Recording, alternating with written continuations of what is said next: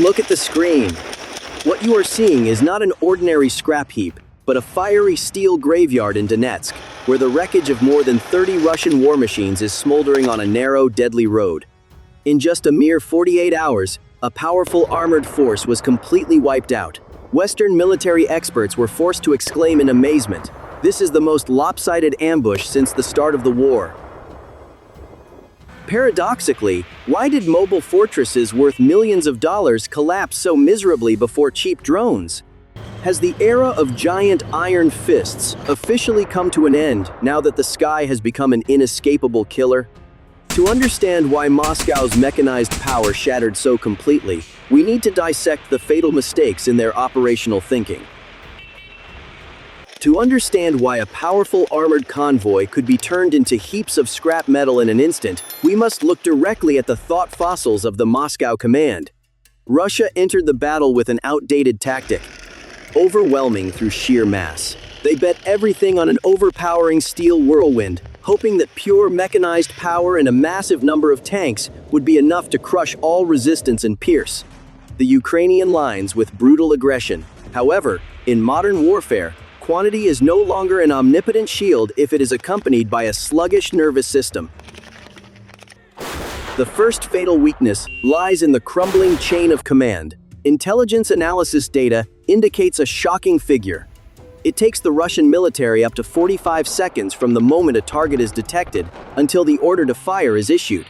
Remember that on a fiery battlefield where suicide drones fly at speeds of over 100 kilometers per hour, 45 seconds is an eternity.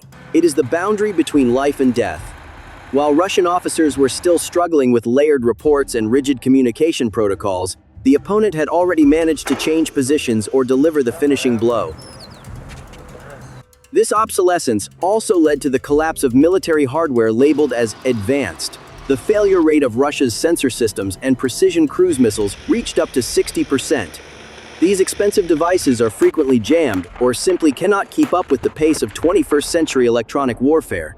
This pushes Russian armored units into a tragic situation. They are advancing in a state of total information blindness. Instead of deploying flexible formations, Moscow still maintains static formations, moving along predictable routes on one-way roads.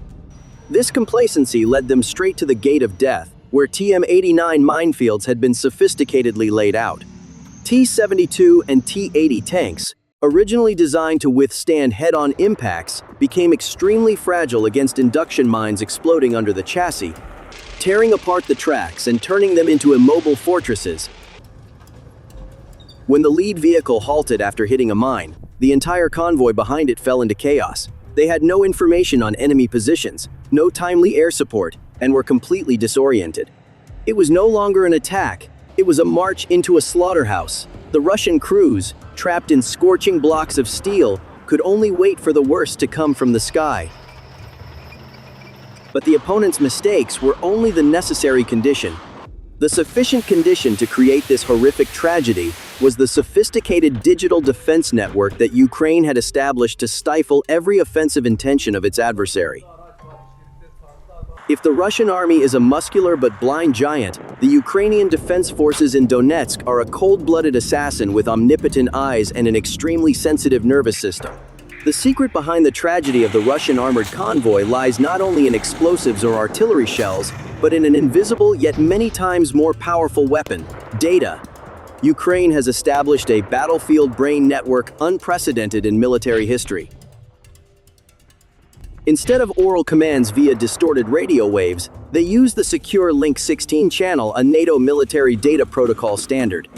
Imagine, while Russian commanders were still struggling to determine coordinates on paper maps, data from Ukrainian reconnaissance drones was transmitted directly to the screens of combat units in less than 5 seconds. This difference in reaction time turned the confrontation into a chess game where Ukraine was always 10 steps ahead of its opponent. The eyes of this brain are high-definition, HD image scanning drones. They hover above the cloud layer, silently observing every movement of the enemy. As soon as a Russian T-90M appears, the AI target identification system immediately marks a red box and calculates the distance accurately to the centimeter, then pushes this data straight into the digital sights of the gunners on the ground. At this point, destroying the target is no longer a battle of wits, but a pure technical process. Lock and eliminate. On the ground, Ukraine staged a deadly symphony with the combination of the triple threat, 3 types of military equipment that turned the battlefield into a literal meat grinder. First are the Leopard 2S belonging to the 33rd Brigade. Dubbed the Elegant Assassin, the Leopard 2 does not rush into close combat. They hide behind ruined farmhouses using 120mm cannons with highly stabilized systems to perform sniper shots from kilometers away. Each shot is a death sentence for the enemy turret. Supporting the Leopards are the durable T-64 tanks of the 47th Brigade. If the Leopard is a sniper, the T-64S are the butchers in the trenches. Using high-explosive shells, the T-64 sweeps away escorting infantry units and destroys temporary defensive structures, creating the conditions for the star of the battle to appear, the M2 Bradley. This is the real meat grinder. With the 25mm Bushmaster cannon's horrific rate of fire, the Bradley shreds Russian light armored vehicles like paper. And when facing heavy tanks, the Bradley immediately launches TOW missiles heat-seeking fire arrows, capable of piercing any explosive reactive armor from a distance of 1,800 yards. But no matter how strong the firepower, it will be less effective without the support of terrain and traps. Ukraine turned the narrow road in Donetsk into a maze of death with a multi-layered mine trap system. TM-89 anti-tank mines were densely laid out in a shark-tooth pattern, combined with cleverly camouflaged anti-tank obstacles. Their purpose is not just to destroy, but to redirect. These mines rip apart vehicle tracks, herding the panicking Russian formation into pre-designated kill zones. Here, every firing angle has been calculated, and every cannon barrel has locked onto its target. The Russian army was no different from animals driven into a tiger cage, where death lay in wait beneath the chassis and above their heads. When the trap snapped shut, the time for tactical calculations was over. That was the moment when the silence of preparation gave way to the roar of hot steel and brilliant orange pillars of fire tearing through the sunset sky. Sunset in Donetsk does not carry the beauty of peace. It carries the color of blood and destruction. In the deadly stillness of a late afternoon, when the last rays of sunlight pierce through the murky gray smoke, the symphony of death officially begins. There are no signaling trumpets, no warnings. There is only an explosion tearing through the air from behind a ruined farmhouse where a Leopard 2 of the 33rd Brigade had been lying in ambush for hours. The 120mm armor-piercing shell hurtles at supersonic speed, shredding the air before slamming directly into the flank of the lead tank in the Russian formation. A brilliant orange pillar of fire erupts, tens of meters high, illuminating the scattered steel fragments. The turret of the T-72 is blown off the hull in a classic jack-in-the-box effect, the consequence of the internal ammunition storage detonating instantly. Do you wonder what the crews following behind felt as they witnessed their greatest hope turn into a giant torch in less than a second? Terror begins to spread like a dose of poison. The lead vehicle is downed, the route is blocked. In extreme panic, the following vehicles attempt to reverse or swerve to the sides of the road to find an escape. But that is exactly when the TM-89 mine trap exerts its devastating effect. Dry explosions ring out from beneath the chassis, tearing through iron tracks, turning giant machines into immobile corpses in the open. Russian infantrymen jump from the armored vehicles hoping to find cover, but they quickly realize they have fallen into the M2 Bradley's meat grinder. The 25mm Bushmaster cannon on the Bradley begins to spit fire. Its characteristic thud-thud-thud sound is no different from the knocking of the Grim Reaper. This intense suppressive fire does not allow anyone to raise their head in time.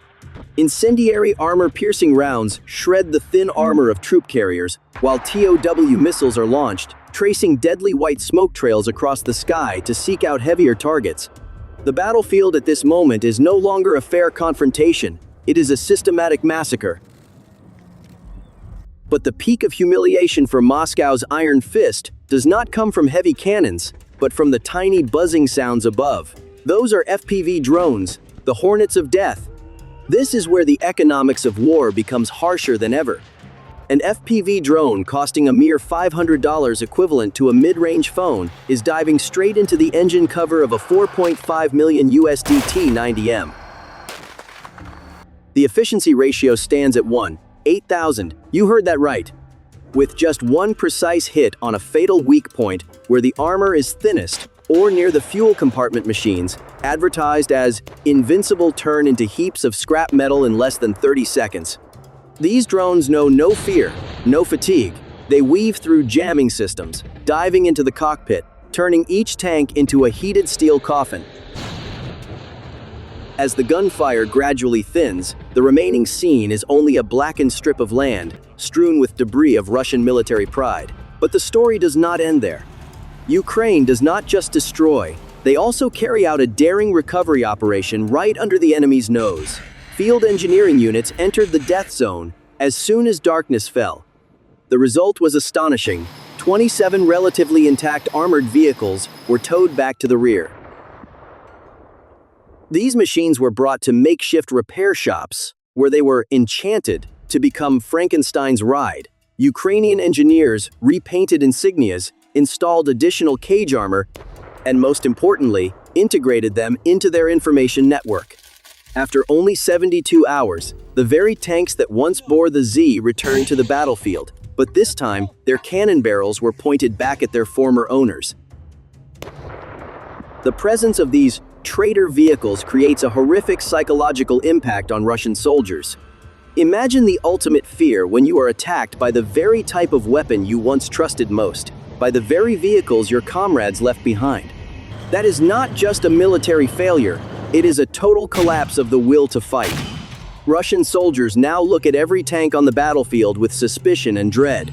Is that a friendly, or a ghost from the steel graveyard returned to collect a debt? The battle at Donetsk is not merely a local victory. It is a wake-up call, forcing the whole world to reevaluate the entire theory of military power in the new era. The battle at Donetsk is not just a local victory, it is a milestone marking a great shift in modern military history.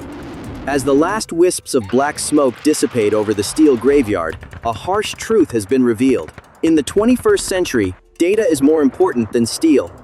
Whoever masters the flow of information will hold the power over life and death on the battlefield. The collapse of Russian armored forces before Ukraine's digital defense network has issued a steely warning to every military superpower. Will heavy tanks become obsolete? Perhaps not yet, but they are facing a mandatory evolution. We are entering a new era, one where arms races are no longer about the thickness of explosive reactive armor, but lie in autonomous AI algorithms and the power of comprehensive electronic jamming systems. The sky is no longer a neutral space or reserved only for strategic air forces. Now, it has become the sharpest, most ruthless weapon of the underdog who knows how to employ intelligence. Iron fists will no longer have value if they are blinded before the omnipotent eyes watching from above. In your opinion, in future wars, will massive amounts of steel or digital eyes in the sky decide the outcome? Please leave your thoughts in the comments section so we can discuss them together. Don't forget to hit like and subscribe to the channel so you don't miss the most in-depth and dramatic military analyses. I am Viet. See you in the next battlefield reports.